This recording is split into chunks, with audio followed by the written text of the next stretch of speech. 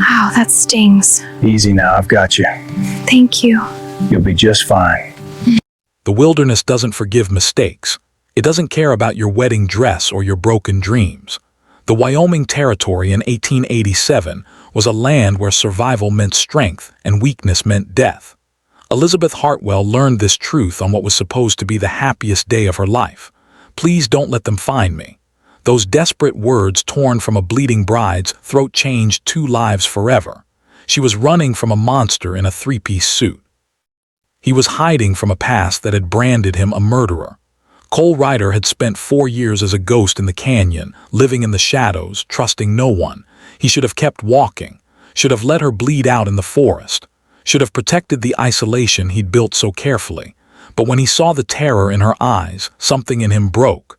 This isn't a story about a knight rescuing a princess. This is about 2 broken people who saved each other. About a woman who found her courage in the wilderness.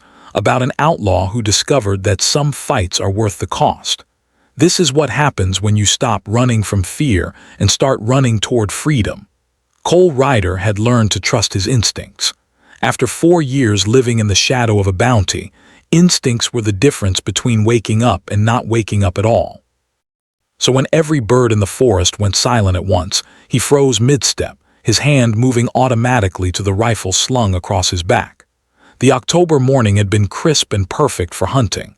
He tracked a buck for the better part of an hour, following signs only an experienced hunter could read. Bent grass, disturbed leaves, the faint musk of deer in rutting season. His camp needed meat and Cole needed the meditation that came with the hunt. The focus, the clarity. All of that shattered when he heard the crash. Something large was moving through the underbrush ahead, moving fast and reckless, breaking branches instead of avoiding them. No deer moved like that. No animal with any sense. Cole dropped into a crouch, bringing the rifle up, finger resting lightly on the trigger. His heart rate slowed automatically.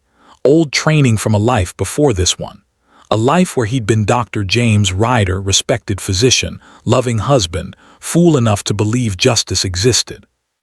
That man was dead. Cole was what remained. The crashing grew louder, closer. Then he saw her. She burst into the clearing like something from a fevered dream. A vision in white, stumbling, falling, trying to rise again. For one disorienting moment, Cole thought he was seeing a ghost. His mind couldn't reconcile the image. A woman in a wedding dress here, miles from any town or ranch, her skirts torn and muddy, dark hair tangled with pine needles. She fell hard, a cry of pain escaping her lips. That's when Cole saw the blood. It soaked through the white fabric at her left knee, spreading like spilled wine. Her hands were scraped raw, bleeding from a dozen small cuts. In her face. Even from 30 yards away, he could see the terror written there. Cole should have lowered the rifle, should have called out, announced himself. But 4 years of caution held him silent and still, watching, assessing the threat. Because women didn't just appear in the deep forest wearing wedding gowns, unless something had gone very, very wrong. She tried to stand again, got 1 foot under her, then collapsed with a sob that cut through the morning air like broken glass. Her hands clawed at the dirt, trying to pull herself forward, even though her body had clearly reached its limit. That's when she saw him, her head snapped up, eyes locking on his position with an animal's awareness of predators. For a frozen heartbeat, they stared at each other, the outlaw and the bride, the hunter and the hunted. Cole saw the calculation flash across her face. Threat or salvation, death or hope. Then she spoke and her words changed everything. Please don't let them find me. The words tore from her throat like a dying prayer, raw with desperation and terror, so pure it hit Cole like a physical blow. He'd heard fear before, plenty of it, but this was something deeper. This was the sound of someone who'd seen the worst humanity had to offer and was still running from it. Please. She tried to crawl toward him, dragging her injured leg. They're coming. I can hear the horses. Please, if you have any mercy. Cole finally lowered the rifle but kept it ready. Who's coming? She choked on the word, started again. The men from town, they'll take me back. Her voice broke completely. I can't go back. I won't, I'll die first. I swear to God, I'll easy. Cole stepped forward, hands visible, movement slow like approaching a wounded deer. Easy now. Nobody's taking you anywhere if you don't want to go. She stared at him with wild eyes, clearly not believing him. Why should she? He was a stranger in the woods with a rifle. For all she knew, he was as dangerous as whoever she was running from. I mean it, Cole said quietly. Whatever you're running from, I'm not part of it. You don't understand. Tears cut tracks through the dirt on her face. He has money, power, he'll pay you to lady. I don't care if he's the territorial governor himself. I said you're safe. Something in his tone must have reached her because she stopped trying to crawl, stopped talking, just stared at him with a desperate kind of hope that made Cole's chest tighten. Then they both heard it. The distant thunder of hoof beats. Cole's decision crystallized in an instant. Right or wrong, smart or suicidal, he couldn't leave her here. Couldn't hand her over to whatever she was running from. Some instinct deeper than logic told him that this woman, this moment mattered. Can you ride? He asked. She nodded, though the way she couldn't put weight on her left leg suggested otherwise. Then we move now. He slung the rifle over his shoulder and crossed to her in 3 long strides. She flinched when he reached for her but didn't pull away. Up close, he could see she was younger than he'd first thought. Mid-20s, maybe, with green eyes that were clear and sharp despite the fear. Educated eyes, eyes that had read books and made plans and believed the world was fair. Eyes that had recently learned otherwise. This is going to hurt, Cole warned, then lifted her in one smooth motion. She gasped, biting back a scream as the movement jarred her injured leg, her hands clutched at his shoulders, fingers digging through his worn jacket. I know, he said. I know it hurts, but we need to move fast and you can't walk, so you're going to have to trust me. I don't even know your name, Cole, and you're going to tell me yours later when we're not about to have company. He carried her deeper into the forest, away from the clearing toward where he'd left his horse tethered in a hidden draw. The animal, a bay gelling named Whiskey, watched their approach with calm interest. Can you hold on? Cole asked, setting her down carefully against a tree. She nodded, jaw set with determination that Cole recognized. This wasn't a woman who gave up easily. He worked quickly, tying his kill, 3 rabbits to the saddle, securing his rifle. The hoof-beats were getting closer, spreading out, clearly searching in a grid pattern, professional, organized. Whatever posse was after her had money behind it. Cole swung into the saddle, then reached down. Give me your hand. She hesitated only a second before reaching up. Her hand was small in his fine bone, but stronger than it looked. He pulled her up behind him in one smooth motion. She bit back another cry of pain, but managed to settle onto the horse's back, her arms wrapping around his waist.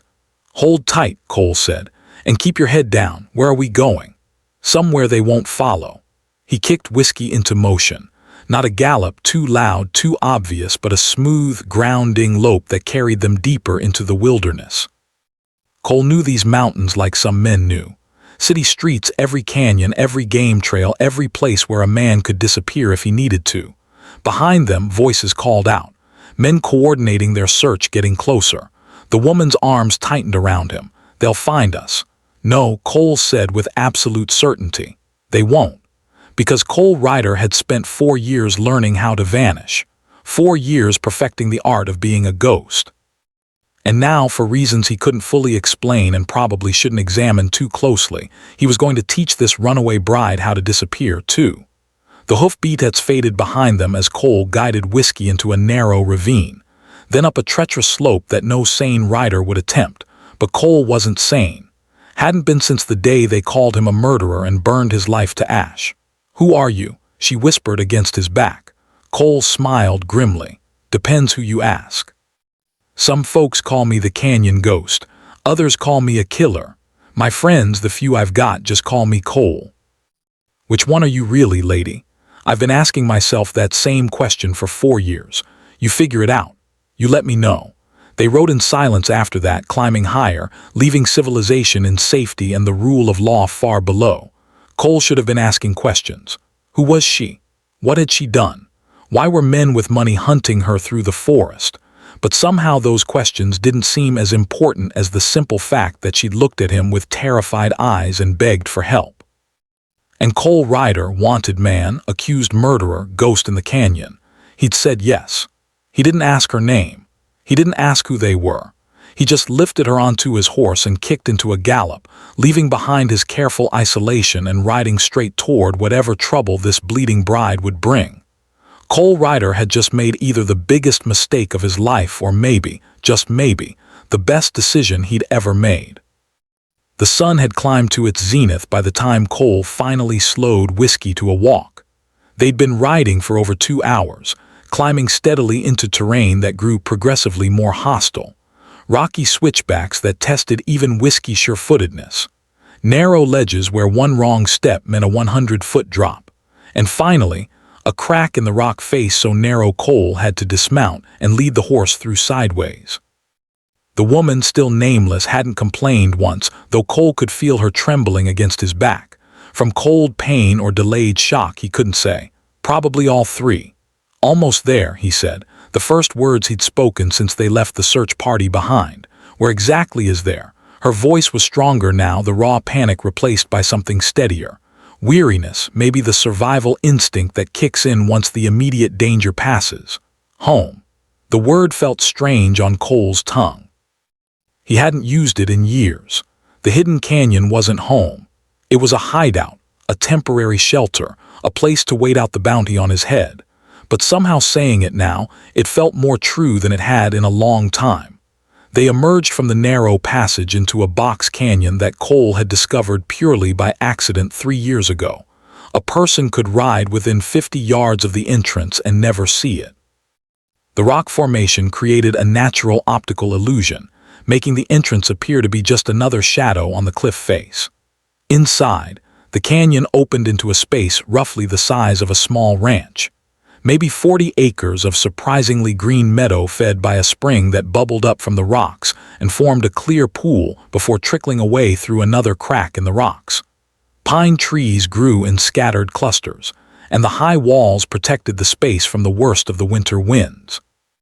But the most important feature was the small collection of structures clustered near the pool.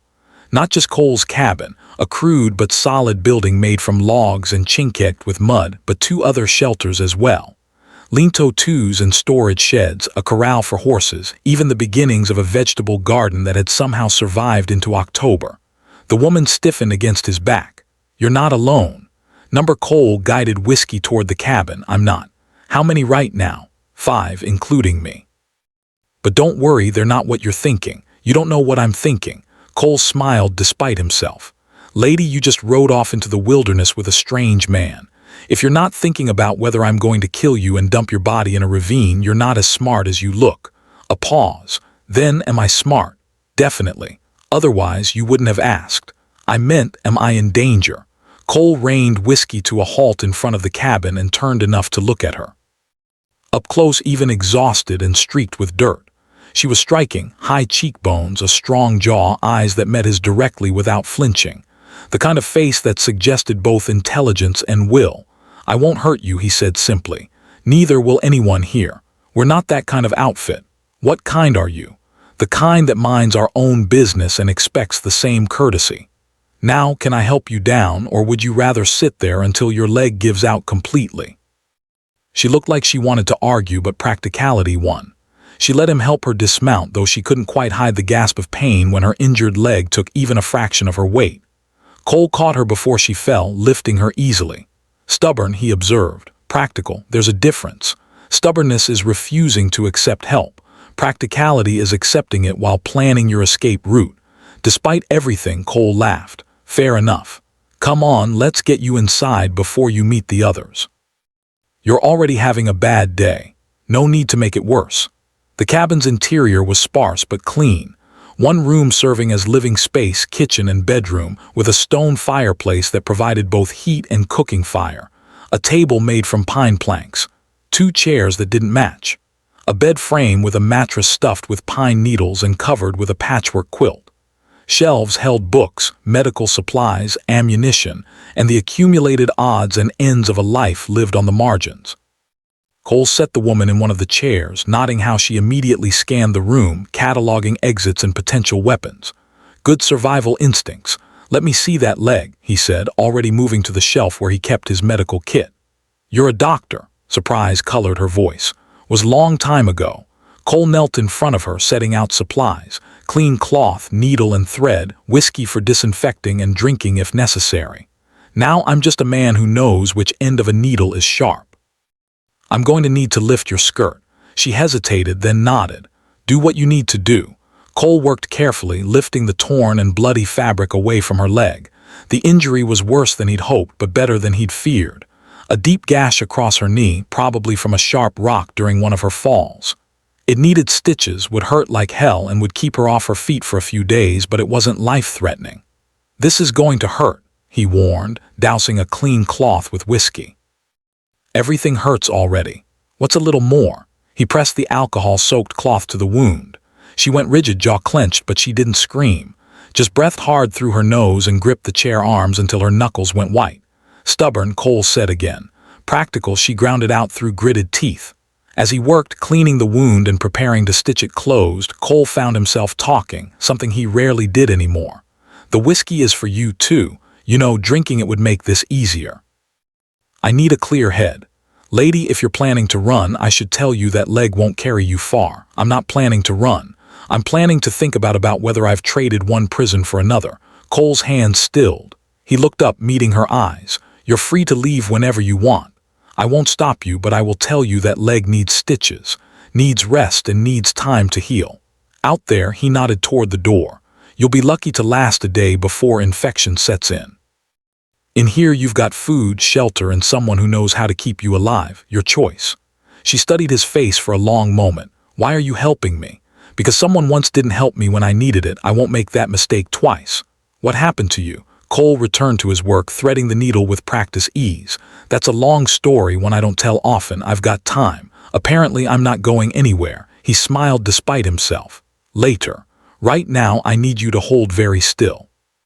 This is going to hurt worse than the whiskey." The first stitch made her bite down on a small cry. By the third, tears were streaming down her face, though she still didn't scream. Cole worked as quickly as he dared, his fingers steady despite the weight of her pain. "Talk to me," she gasped. "Distract me. What's your name?" "Elizabeth." "Eliza.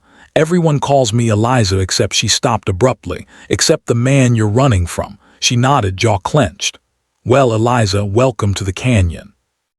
I'd say I'm sorry about the circumstances, but I suspect you're not." "I'm not." She watched him work, her breathing slowly evening out as shock gave way to something more stable. "Who are you really?" "Just a man trying to live quietly." Men who live quietly don't have medical kits like that. They don't stitch wounds like they've done it 100 times. And they definitely don't have hideouts in secret canyons. Cole tied off the last stitch and sat back examining his work. "You're right, they don't. But then women who live quietly don't run from their weddings wearing bloodstained dresses either. So I figure we're even." Before Eliza could respond, the cabin door swung open. A woman stepped inside. Native American somewhere in her 40s with gray streaked black hair and eyes that missed nothing. She took in the scene with one quick glance. Cole kneeling at Eliza's feet, the medical supplies, the blood-stained wedding dress. "Well," she said in perfect English, tinged with an accent Cole had never been able to place. "This is new, Sarah." Cole stood, wiping his hands on a clean cloth. "We have a guest." Sarah's eyebrows rose. "I can see that. Does this guest have a name?" "Elizabeth," Eliza said, meeting the older woman's gaze directly. "Eliza. And does Eliza know what kind of place this is? What kind of people we are?" "I know you're hiding from something," Eliza said steadily, "just like I am." Sarah studied her for another long moment, then nodded slowly. "Smart girl, Cole. There are men in the valley below. 20, maybe more. Organized, armed, looking for something." Cole felt his stomach drop. How close? Close enough to worry about. "They'll hit the lower ranches by sundown, asking questions. Someone will talk eventually. Someone always does." Eliza's face had gone pale. "Victor, he's brought men." "Who's Victor?" Sarah asked. "The man she's running from," Cole explained. "I'm guessing he has money and influence," Eliza added. "His father is territorial governor. Victor's planning to run for senator. He can't afford the scandal of a runaway bride." Sarah and Cole exchanged a look. Sarah spoke first. "How badly does he want you back?" "Badly enough to kill anyone who stands in his way." The words hung in the air like smoke. Finally, Sarah sighed. "Well, this should be interesting. Cole, you better call the others. If we're going to have company, we should at least be ready for them." As Sarah left to gather the rest of their small group, Eliza looked at Cole with questions written across her face. "Who are these people? What is this place?" Cole settled into the other chair, suddenly tired. "This is where people come when they have nowhere else to go." When the law failed them or society cast them out or they made mistakes they can't undo. We're not outlaws, not really. We're just people trying to survive in a world that decided we don't deserve to. And you? Eliza asked softly. What's your story? Cole was quiet for a long moment, staring into the cold fireplace. Then he began to speak. 4 years ago, I was Dr. James Ryder. I had a practice in Denver, a wife I loved, and a future I believed in. Then there was an epidemic typhoid fever. I worked around the clock trying to save as many people as I could, including my wife. He paused, the old pain still sharp after all this time. She died. And because I was the doctor, because I'd been treating her, they said I killed her, said I experimented on her, used her to test some new treatment. It wasn't true. None of it was true. But I was a small-town doctor, and the man accusing me was rich, powerful, and very convincing. Why would he do that? Because he wanted my land and I wouldn't sell. Because his son had proposed to my wife before we married and he carried a grudge. Because men like that don't need good reasons, they just need power. Eliza nodded slowly. So you ran. I ran, changed my name, grew a beard, learned to shoot, and found this place. And I've been here ever since, helping other people who need a place to disappear. That's why you helped me. That's why I helped you. Cole met her eyes. I know what it's like to be hunted, to be called something you're not, to have your whole world torn apart because someone with power decided you're in their way. Outside, Cole heard voices, the others gathering. In a moment, Eliza would meet the rest of them. The former school teacher who'd shot her abusive husband. The ex-soldier who'd refused to follow illegal orders. The Chinese railroad worker who'd been left for dead in a tunnel collapse and now couldn't return home. All of them ghosts. All of them broken by a system that promised justice but delivered only cruelty. Eliza Cole said, "You need to understand something. That man, Victor, he's not going to give up. Men like him never do. If you stay here, there's going to be trouble. Blood, maybe, definitely danger. I know, and you're still staying." She looked at him with those clear green eyes and he saw the steel beneath the fear. "I'd rather die free than live in his cage. So yes, I'm staying. And if there's blood, well, I hope you're as good with that rifle as you look." Cole couldn't help but smile. "Lady, you just might fit in here after all." That night, as torches appeared on the ridge above the valley, as Victor Blackwood's hired men spread through the territory, asking questions and making threats, Cole Ryder stood on the edge of his hidden canyon and made a decision. He'd spent 4 years hiding, 4 years running, 4 years being the ghost everyone said he was. Maybe it was time to be something else. Maybe it was time to fight. Dawn broke cold and hostile over the canyon. Cole had been awake most of the night, keeping watch from the high ridge while the others slept. Below in the valley, he'd counted at least 30 separate campfires. Victor Blackwood wasn't just searching. He was mounting an operation. Sarah joined him as the sun crested the eastern peaks, bringing coffee and a battered tin cup. They stood in silence for a time, watching the smoke from distant fires curl into the morning sky. "He's organized," Sarah observed. "Military precision. These aren't just ranch hands, no." Cole sipped the bitter coffee. "These are professionals, probably brought in from Denver or Cheyenne. Men who know how to hunt people. Can they find us?" Cole considered the question. The canyon's entrance was nearly invisible, known only to a handful of people who'd sworn to keep the secret. But secrets had a way of leaking, especially when enough money was involved. Eventually, he admitted, money opens a lot of mouths. All it takes is one person who saw us riding this direction. One rancher who mentions the strange cabin in the high country, one loose word in a saloon. "So what do we do?" Before Cole could answer, a shout echoed up from the valley below. Not close, maybe a mile away, but clear enough to hear the authority in it. "Elizabeth Hartwell, I know you can hear me." Victor's voice, amplified by the natural acoustics of the canyon lands, carried like thunder. Cole and Sarah exchanged glances. "Guess he's done being subtle," Sarah muttered. "Come back now and all is forgiven," Victor continued. "This has gone on long enough. You've made your point, darling, but it's time to come home, time to honor your commitments, time to do what's right." The manipulative tone, reasonable, almost paternal, made Cole's jaw clench. He'd heard men talk like that before, men who broke bones while smiling, men who called violence correction and control love. Down in the canyon, the others had emerged from their shelters, drawn by Victor's amplified voice. Cole could see Eliza standing in the cabin doorway, her posture rigid, hands clenched into fists. "I should go down there," Sarah said quietly. "Talk to her." Cole nodded. "I'll be there in a minute." He stayed on the ridge a moment longer, studying the deployment of Victor's forces. The man was smart. He'd stationed groups at every major trailhead, controlling access to the high country. It was a net slowly tightening. Given time and resources, Victor would eventually flush them out unless they acted first. By the time Cole climbed down to the canyon floor, he found the others gathered around Eliza. Marcus, the ex-soldier, stood with his arms crossed, his scarred face unreadable. Wei, the Chinese worker, was sharpening a knife with methodical precision. Tom, the youngest of their group, looked scared but determined, and Eliza stood in the center, looking somehow both fragile and unbreakable in the morning light. "He won't stop," she was saying as Cole approached. "I know Victor. He'll burn the entire territory if he has to. He can't afford to let me go. It would destroy his political aspirations. The man who can't control his own wife can't be trusted to lead." "Then we send you somewhere else," Marcus suggested. "Cal, maybe, or Mexico. Get you far enough away that he can't follow."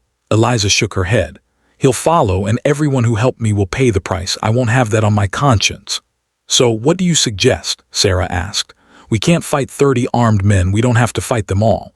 Eliza's voice was steady, but Cole could see the tremor in her hands. "Just one, just Victor." The group fell silent. Finally, Cole spoke. "You want to draw him out, face him directly. It's the only way this ends without bloodshed."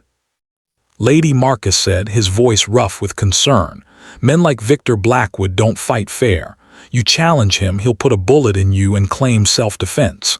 "Maybe." Eliza met Cole's eyes. "But what choice do I have? Keep running.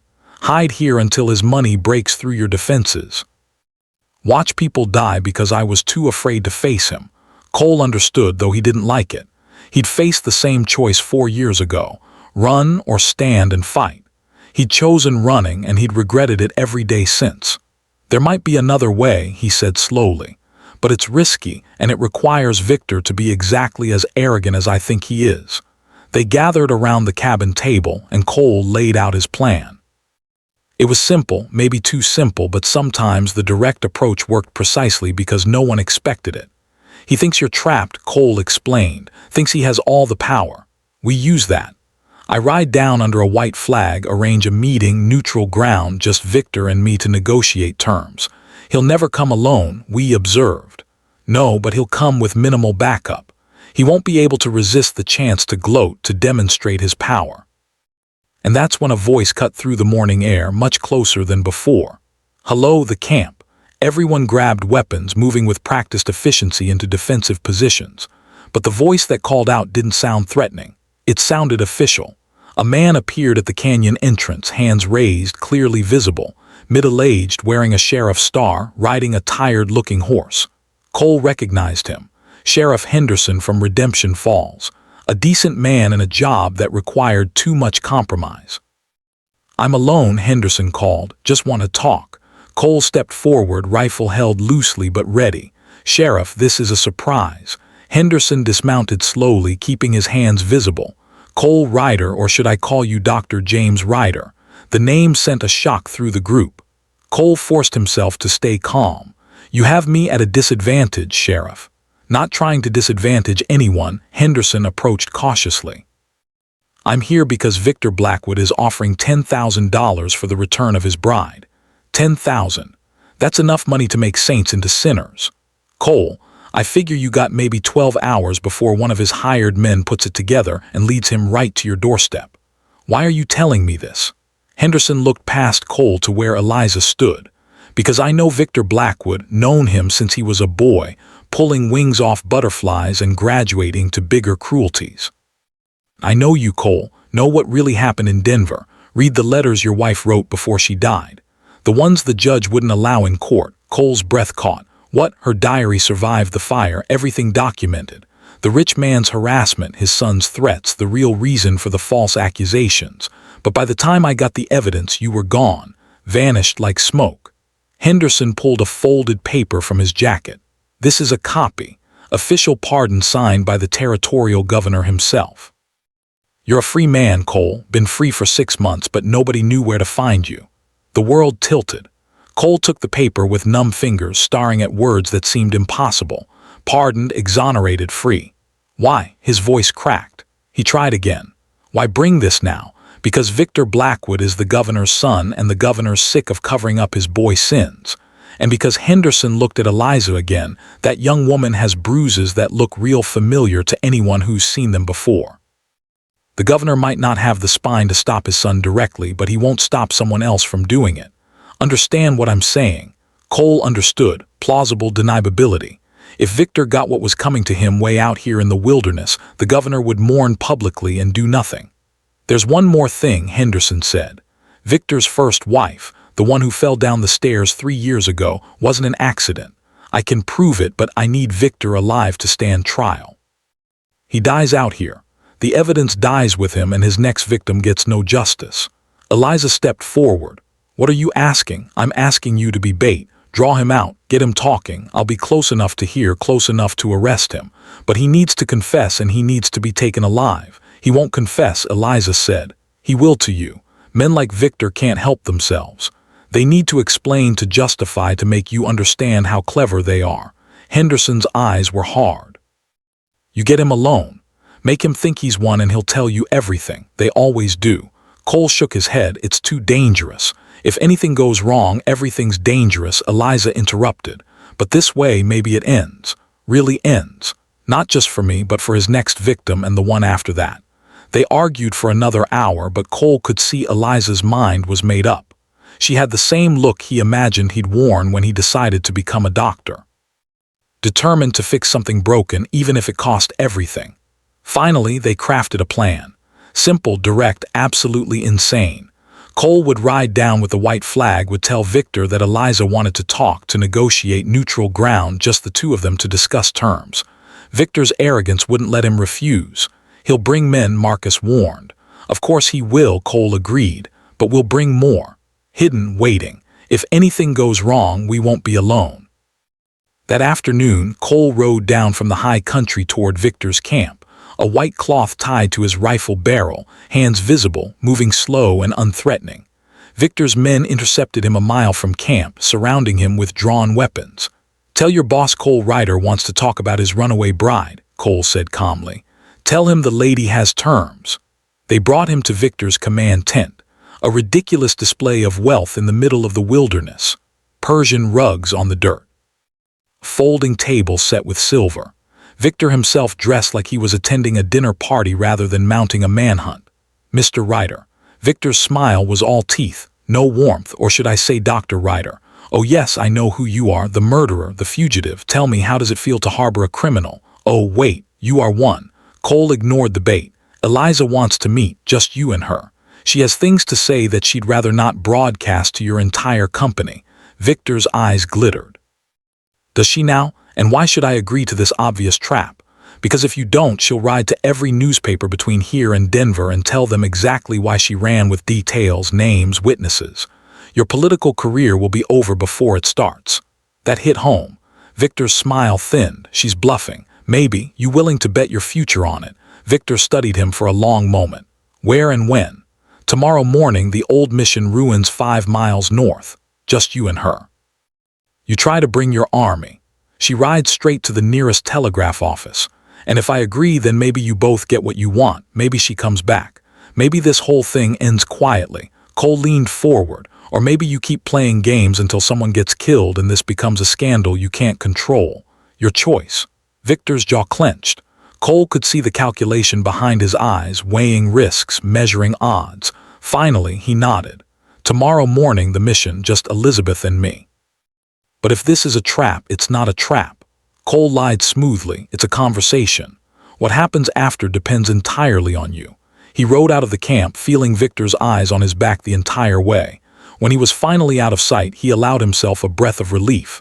Tomorrow morning, one way or another, this would end. That night, the canyon was busy with preparation. Weapons cleaned, positions scouted, contingencies planned. Sheriff Henderson arrived after dark, bringing 2 deputies he trusted. He takes her. You shoot, Cole told his people. He threatens her. You shoot. Anything that looks like he's about to hurt her, you shoot. Questions after, not before. Eliza sat apart from the preparations, staring into the fire. Cole joined her, offering coffee. She didn't drink. You don't have to do this, he said quietly. Yes, I do. Why? You could run. We'd help you Mexico, Canada, anywhere, and spend the rest of my life looking over my shoulder, wondering when he'd find me, wondering who else he'd hurt because I was too afraid to stop him. She looked at Cole. You ran. Did it make you happy? Cole was quiet for a long time. No, he finally admitted, it didn't. Then you understand why I have to face him. She was right. Cole did understand. Sometimes running was survival, but sometimes you had to stand and fight. Not because you'd win, but because the alternative was worse than losing. Tomorrow, Eliza said, her voice barely above a whisper. When I see him, when I have to face the man who, she stopped to start it again. Will you be close enough to hear, close enough to shoot, close enough to matter? Good. She finally looked at him. I'm afraid, Cole, I'm so afraid. Fear means you're smart, means you understand what's at stake. How do you live with it, the fear? Cole considered the question. You don't live with it, you live despite it. You feel the fear and you do the thing anyway because the alternative is letting fear make your choices. And then you're not living, you're just waiting to die. Eliza nodded slowly. Then tomorrow I live. Tomorrow, Cole agreed, you live. As the fire burned down and the others finally slept, Cole kept watch. Somewhere out there, Victor Blackwood was doing the same, planning his own strategy, confident in his power and position. But Victor didn't know about Sheriff Henderson's evidence, didn't know about the pardon that cleared Cole's name, didn't know that he was walking into a confrontation surrounded by people who'd spent years perfecting the art of survival. Most of all, Victor didn't know Eliza, didn't understand that the woman he tried to break had instead been forged into something harder. Tomorrow morning, Victor Blackwood would learn what happened when you underestimated a woman with nothing left to lose. Tomorrow morning, everything would change. The old mission stood against the dawn sky like a broken prayer, adobe walls crumbling after decades of neglect, wooden roof beams exposed to the elements, the bell tower listing at an angle that suggested eventual collapse. It had been built by Spanish missionaries a century ago, abandoned when the local tribes moved on or died out, and now it served mainly as shelter for coyotes and memories. Perfect neutral ground, isolated enough for a private conversation, exposed enough that neither party could hide an army, or so Victor would think. Cole had spent the night before scouting every approach, every hiding place, every angle of fire. Marcus positioned himself in the bell tower despite its questionable stability, his rifle commanding a view of the entire mission grounds. We and Tom covered the eastern and western approaches, hidden in scrub brush that looked too sparse to hide a rabbit, let alone a man. Sheriff Henderson and his deputies were further out, positioned to block any reinforcements Victor might summon.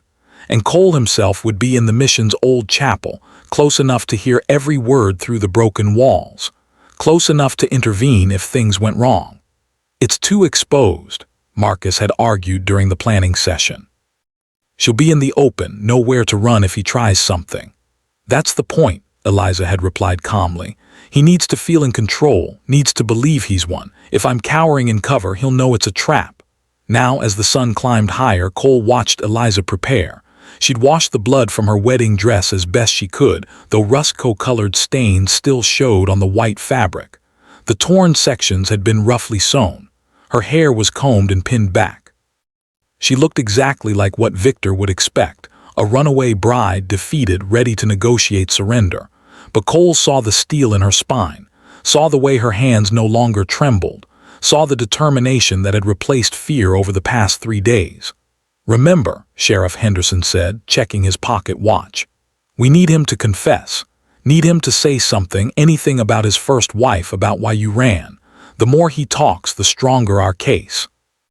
He'll talk, Eliza said with certainty. Men like Victor can't help themselves. They need you to understand how clever they are, how deserving of power. He'll explain everything. Cole handed her a small derringer inside your sleeve, last resort only. She took it, the small weapon disappearing into the folds of fabric. And if he tries to take me, he won't. Cole's voice was harder than he intended because I'll put a bullet through him first. Their eyes met. Something passed between them. Understanding, maybe respect, something else Cole didn't want to examine too closely. It's almost time. Henderson said everyone to positions. They dispersed like ghosts melting into the landscape. Within minutes, the mission appeared abandoned except for Eliza, standing in the center of the old courtyard, white dress catching the morning sun like a flag of surrender. Cole settled into his position in the chapel, finding a gap in the adobe wall that gave him a clear view. His rifle was loaded, safety off, and his hands were steady despite the adrenaline singing through his veins. They didn't have to wait long. Victor arrived exactly on time, riding a magnificent black stallion that probably cost more than Cole's entire outfit earned in a year. He came alone as promised, but Cole caught the glint of sunlight on metal in the hills behind him, hidden riflemen positioned to cover their boss. Not unexpected. Victor dismounted with theatrical grace, tying his horse to a rusted iron ring that had once held the mission's gate. He looked immaculate, tailored suit despite the trail dust, boots polished to a mirror shine, hat cocked at an angle that suggested supreme confidence. Elizabeth, his voice carried clearly in the morning stillness. You look terrible, darling. Has your wilderness adventure been everything you hoped? Eliza didn't respond immediately. She simply watched him approach, her face carefully neutral. Victor circled her slowly like a buyer examining livestock. 3 days. 3 days you've embarrassed me, made me look weak in front of the entire territory. Do you have any idea what that's cost me? The political capital I've had to spend. You're here, Eliza said. That's all that matters, am I? Victor stopped in front of her. Or is your doctor friend here too? Hiding in the ruins, perhaps, rifle trained on my back. Cole kept his word. This is between you and me, Cole. Victor's smile was cruel. You're on first-name terms with your kidnapper. How touching. He didn't kidnap me, I ran to him. Semantics. The law sees it differently. Victor pulled a document from his jacket. Marriage contract signed by your father, legally binding. You are my wife in everything but ceremony. Running from me is theft. Theft of my property. Eliza's jaw clenched, but she kept her voice steady. I'm not property. Oh, darling. Victor's laugh was genuinely amused. You absolutely are in the eyes of the law, in the eyes of society, in the eyes of God. Your father sold you to me and I paid good money for the privilege. Did you really think you could just walk away? In his hiding spot, Cole's finger tightened on the trigger. Easy, he told himself. Let him talk. Let him hang himself with his own words. Why? Eliza asked. Why me? You could have any woman in the territory. Why force someone who doesn't want you? Because you're perfect. Victor stepped closer. Beautiful, educated, from a good family. You'll make an excellent senator's wife. And more importantly, his voice dropped, taking on a dangerous edge. You needed to be broken. I saw it the first time we met. That spark, that defiance, so much like he stopped abruptly, but Eliza pressed. Like who? Like your first wife. Victor's expression shifted. For just a moment, the mask slipped and Cole saw the monster underneath. You don't mention her. Why not? Catherine was her name, wasn't it? She fell down the stairs. Tragic accident. Eliza's voice was steady, relentless. Is that what's going to happen to me, Victor, when I don't perform correctly? When I embarrass you one too many times? Catherine was weak. The words came out flat, emotionless. She couldn't handle the pressure, couldn't be what I needed her to be. So you killed her. Silence. Cole held his breath. This was it. The moment everything hinged on. Victor's laugh was soft, almost sad. Killed is such a crude word. I helped her understand that there are worse things than falling downstairs, like living without purpose, like failing in your duties, like he grabbed Eliza's arm suddenly, yanking her close, like running away and thinking you can embarrass me without consequences. Let me go. Eliza's voice was hard. Or what? You'll call for help, you'll fight. Victor's other hand moved to her throat. Darling, you've forgotten something important. I don't need you alive, I need you compliant. And if you won't be compliant, well, there are other ways to solve my problem. Another tragic accident. The runaway bride who fell from her horse broke her neck in the wilderness. So sad, so preventable. Cole was already moving, bringing the rifle up. But Henderson's voice cut through, sharp and official. Victor Blackwood, you're under arrest. The sheriff emerged from cover, deputies flanking him. Weapons drawn. Victor spun, still holding Eliza, his hand tightening on her throat.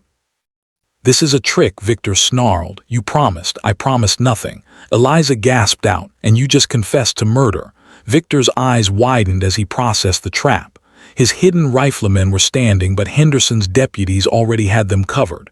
Marcus' rifle never wavered from the bell tower. There was no escape. "This won't hold up in court," Victor said, but his voice had lost its confidence. "My father." "Your father signed the arrest warrant himself," Henderson said, pulling papers from his jacket. "He's had enough. Enough covering for you. Enough explaining away your violence. You're going to stand trial for Catherine's murder, and based on what I just heard, I'm adding attempted murder of Miss Hartwell to the charges." Victor's face went through a series of expressions: denial, rage, calculation. Then his hand moved to his belt, to the pistol Cole should have anticipated. "No." Eliza twisted, throwing herself backward. Cole's rifle spoke. The bullet took Victor in the shoulder, spinning him around, the pistol flying from nerveless fingers. He went down hard, screaming, blood spreading across his tailored suit. Cole was out of cover in an instant, rifle trained on Victor's face. "Don't move. Don't even breathe wrong." Henderson moved in with handcuffs while his deputy secured Victor's men. Within minutes, it was over. Victor Blackwood, future senator, son of the governor, lay in the dust, hands bound, shoulder bleeding, political careers shattered. Eliza stood apart, trembling now that the adrenaline was fatting. Cole went to her, rifle still ready but attention on her face. "You okay?" Her voice broke. "I shot him. I had the Derringer. And when he reached for his gun, Cole looked down. Sure enough, there was a second wound in Victor's leg, small caliber, still bleeding. He hadn't even registered it in the chaos. "Good," Cole said simply. "Saves me a bullet." Eliza looked at him with wild eyes, then suddenly started laughing. Hysterical, relieved, exhausted laughter that bordered on tears. Cole pulled her close, let her shake against him while Henderson organized the prisoners and Marcus climbed down from the bell tower. "It's over," Cole said quietly. "It's really over for me," Eliza managed. "But your pardon is real. I'm free. We're both free." They stood there in the ruins of the old mission while the sun climbed higher, while Victor was loaded onto a horse for the trip back to town, while the machinery of justice slowly ground into motion. Two people who'd been running from their pasts, who'd found each other in the wilderness, who'd faced down their demons and somehow come out the other side. "What now?" Eliza asked. Cole looked at the canyon in the distance, at the hidden valley where his misfit family waited, at the life he'd built from scraps and survival. "Now," he said, "we figure out what living actually means." And for the first time in 4 years, Cole Ryder smiled like he meant it. The celebration at the canyon that night should have been simple. Victor was arrested. Cole was pardoned. Eliza was free. By all rights, they should have been toasting their victory, planning futures, looking forward instead of back. But 3 days after Victor's arrest, everything went wrong. It started with Tom riding hard into the canyon at twilight, his horse there and blowing. "Riders coming, maybe 20 heavily armed. They'll be here within the hour." Cole was on his feet instantly. Victor's men worse. His brother. The name hit like a punch. Cole had heard of Thomas Blackwood, older than Victor, meaner, with a reputation for vengeance that made his younger brother look merciful by comparison. Where Victor used manipulation and political power, Thomas used raw violence. "I thought he was in Montana," Marcus said, already checking his weapons. Was apparently Victor sent word before the arrest, called for backup. Tom was breathing hard. "I heard them talking in town." Thomas swore he'd burn the canyon, kill everyone in it, and string Cole's body from the highest tree as a warning. Eliza had gone pale. "This is because of me. This is because the Blackwoods are bastards," Sarah corrected. But Tom's right. We need to prepare for siege. The next hour was chaos. They reinforced positions, stockpiled ammunition, filled every container with water in case of fire, wagged traps on the main approaches. Marcus set up a field of fire from the high ground. Even Henderson, who'd been preparing to leave, sent his deputies for reinforcements and prepared to stand with them. "This isn't your fight, Sheriff," Cole said. "It is now. I arrested Victor. That makes me a target, too." Henderson checked his rifle. "Besides, I'm tired of powerful men thinking they can burn down anyone who opposes them." As darkness fell, they saw the first torches, not approaching the canyon directly. That would be too easy. Instead, Thomas Blackwood's men spread out, surrounding the high country, cutting off escape routes. This wasn't a raid. It was a siege. The first attack came at midnight. not the main force that would come later. This was a probe testing their defenses. 10 riders came hard at the canyon entrance, firing wildly, trying to draw return fire and gauge their strength. Marcus dropped 2 from the bell tower Cole had hastily repaired. We traps took down 3 more. Horses stumbling in hidden pits, riders thrown. The rest retreated, but they'd learned what they needed. The canyon was defended, but not by an army. In the lull that followed, Cole found Eliza in the cabin, loading spare rifles. Her hands were steady now, movements efficient. 3 days ago she'd been a terrified bride. Now she was a woman preparing for war. You should leave, Cole said. Take whiskey, use the back trail. You could be in the next territory before dawn. And leave you to die because of me? I don't think so. Eliza, don't. She turned to face him. Don't tell me to run. Don't tell me to hide. I spent my whole life doing what I was told, being what others expected.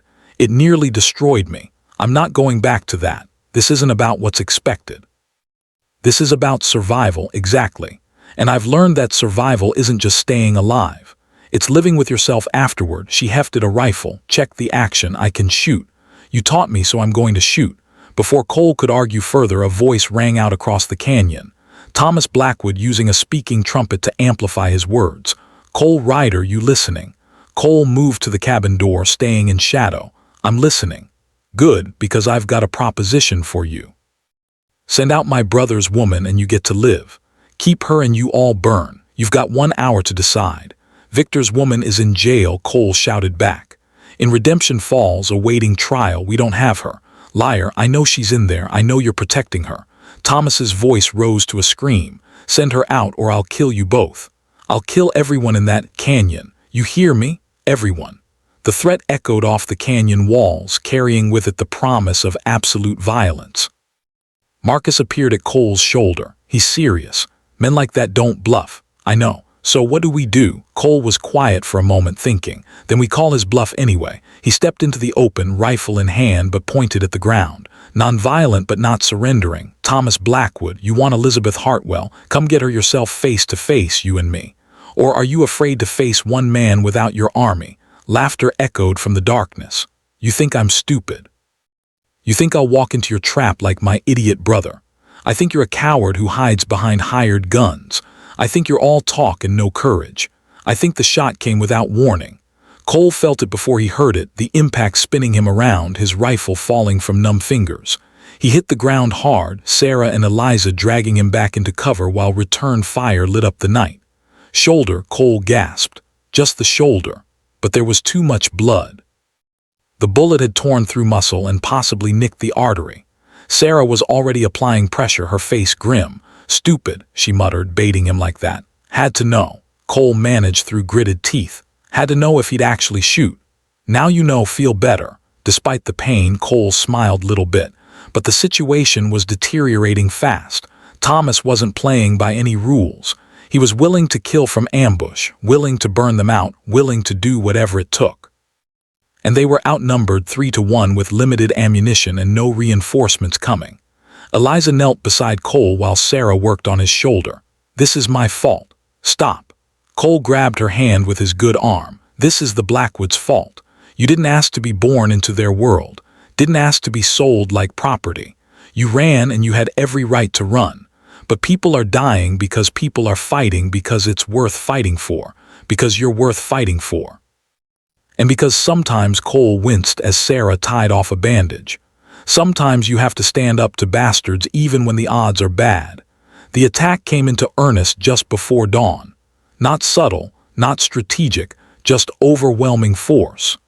20 riders came at the canyon entrance at once, firing at anything that moved, trying to force their way through by sheer numbers. Marcus fired until his rifle barrel glowed red. We and Tom held the flanks, their ammunition running low. Henderson and his deputies formed a second line of defense, ready if the first line broke. And Eliza, who 3 days ago had never fired a weapon in anger, stood at a loophole in the cabin wall and shot at men trying to kill her. Shot and reloaded. Shot and reloaded, her face set with concentration. Cole watched her from his spot against the wall, his shoulder screaming agony. She transformed. The scared bride was gone. In her place stood a woman who'd found her strength in the crucible of violence. The attackers broke first, not because they were losing, they weren't, but because someone had miscalculated.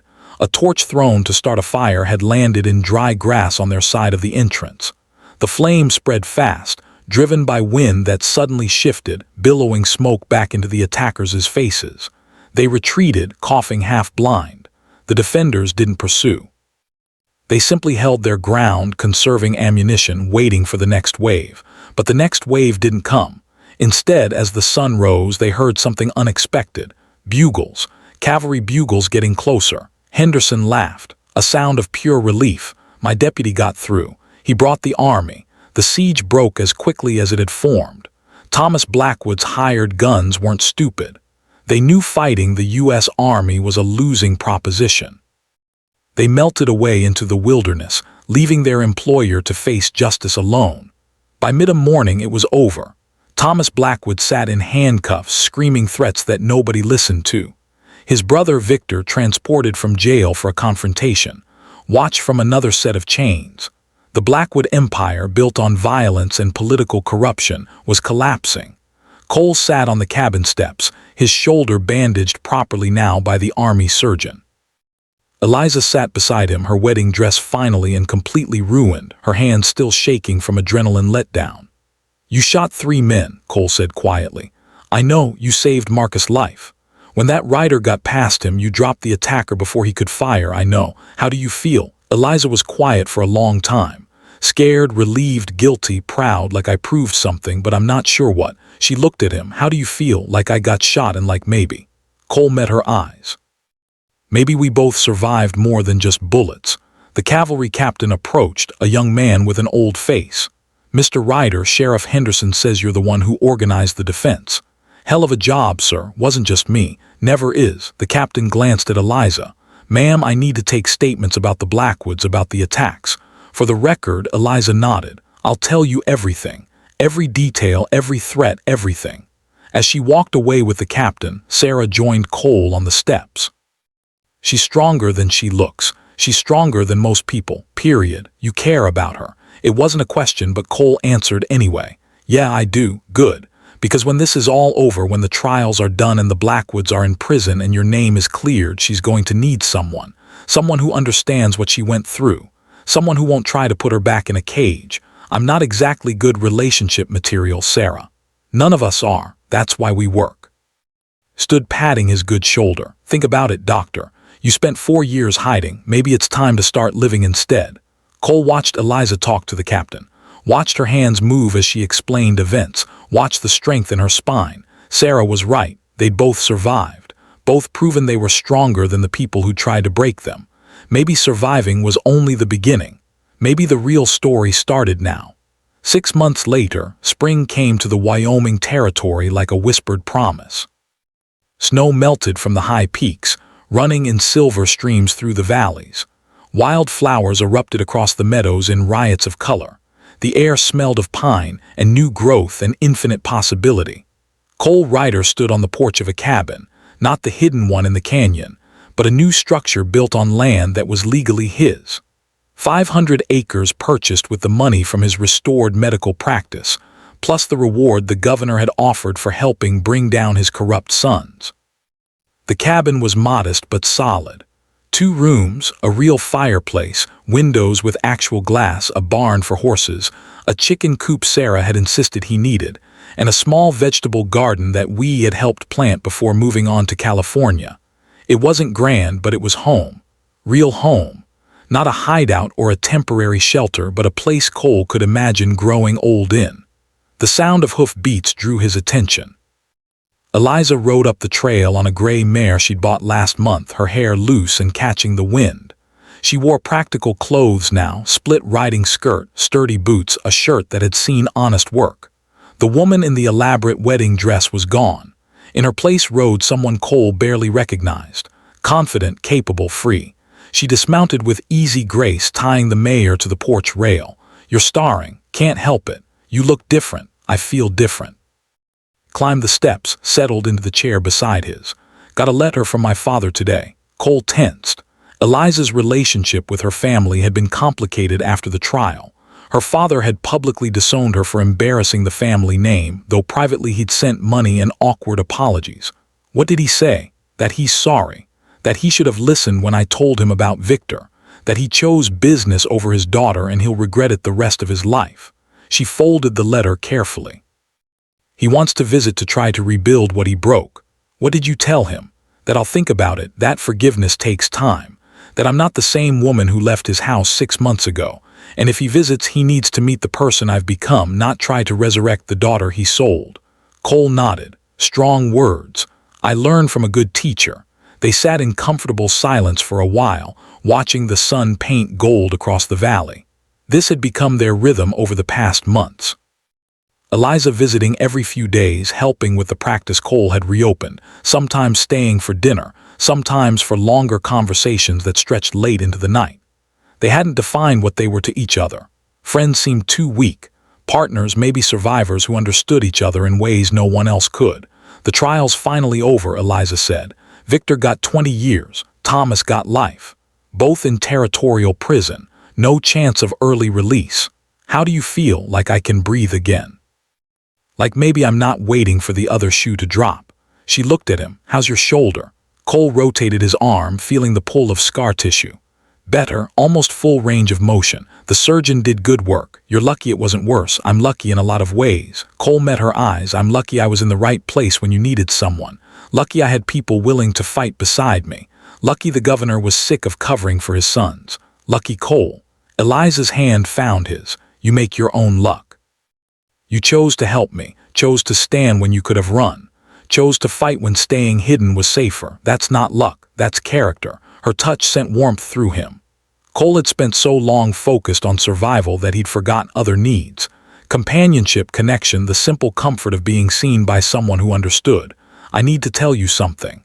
Eliza said, I've been offered a job, teaching position in Denver, good pay, respectable school. It's everything I dreamed about before. Before everything. Cole's heart sank. That's wonderful. Congratulations. I turned it down. What? Why? Eliza smiled. Because Denver represents my old life. The life where I did what was expected, stayed in my lane, never questioned the rules. I don't want to go back to that. I want something different. What do you want? I want to stay here in Redemption Falls. Maybe open a school of my own, a real one, not just for wealthy families, but for everyone. Ranch kids, minors, children, anyone who wants to learn. She looked at him. I want to build something new, something mine, something real. That sounds perfect. There's more. Eliza's voice was quieter now. I want to build it with someone who understands what it means to start over, someone who's seen the worst of people and still believes in the best. Someone. She stopped, started again. I want to build it with you if you'll have me. Cole felt something shift in his chest. Not pain, but the opposite. A loosening of tension he'd carried so long he'd forgotten it was there. Eliza, I'm not good at this. Relationships, building a life with someone. The last time I tried, it ended in tragedy. That wasn't your fault. I know. In my head I know, but my heart still. He stopped, forced himself to continue. What if I fail you? What if I'm not enough? Cole. Eliza turned to face him fully. You pulled me out of the forest when I was dying. You fought beside me when it would have been easier to throw me to the wolves. You stood up to men with power and money because it was the right thing to do. You're exactly enough. You're more than enough. What about love? The word felt strange on his tongue. What about it? Eliza smiled. Love isn't something that happens all at once like in the dime novels. It's built day by day, choice by choice, and we've been building it for 6 months, whether we admitted it or not. She was right. Cole realized he'd been falling for her in increments. In the way she faced down her fears and her strength when everything tried to break her, in the quiet moments when they simply sat together and didn't need words. I love you, he said. Simple words, but they carried the weight of everything he'd survived to reach this moment. I know. Eliza leaned in, her lips finding his. The kiss was gentle, tentative, testing. Then it deepened, becoming something more, a promise, a beginning, a declaration that they'd both stopped running and started building. When they finally pulled apart, both breathing hard, Eliza laughed. So is that a yes? That's a yes to building something together, to whatever comes next. 2. Cole stopped, suddenly uncertain. What exactly are we saying yes to? I don't know. Eliza's smile was radiant, and that's the beauty of it. We get to decide. No one else's rules, no one else's expectations, just us figuring it out together. The next months were a blur of building, literal and metaphorical. Eliza's school took shape in a building, Marcus, and we helped construct before they moved on to their own new lives. Students trickled in slowly at first, then in a flood as word spread about the teacher, who didn't care about social status, only about learning. Cole's practice grew as well. People who'd once avoided him now sought his help, won over by his skill and Sarah's fierce advocacy. The man who'd been branded a murderer became the doctor people trusted with their lives. And through it all, Cole and Eliza built their relationship. Not perfect. They argued about everything from medical ethics to teaching methods to whether the cabin needed a second room. But they always came back together, always chose partnership over pride. 1 year after the day they met, Cole stood in the old mission ruins, now cleaned up and partially restored by the town's effort to preserve history. Eliza stood beside him, wearing a simple dress of deep blue, holding wild flowers instead of an elaborate bouquet. Sarah served as witness. Marcus had ridden back from California for the occasion. Even Henderson was there, having become something like a friend over the past months.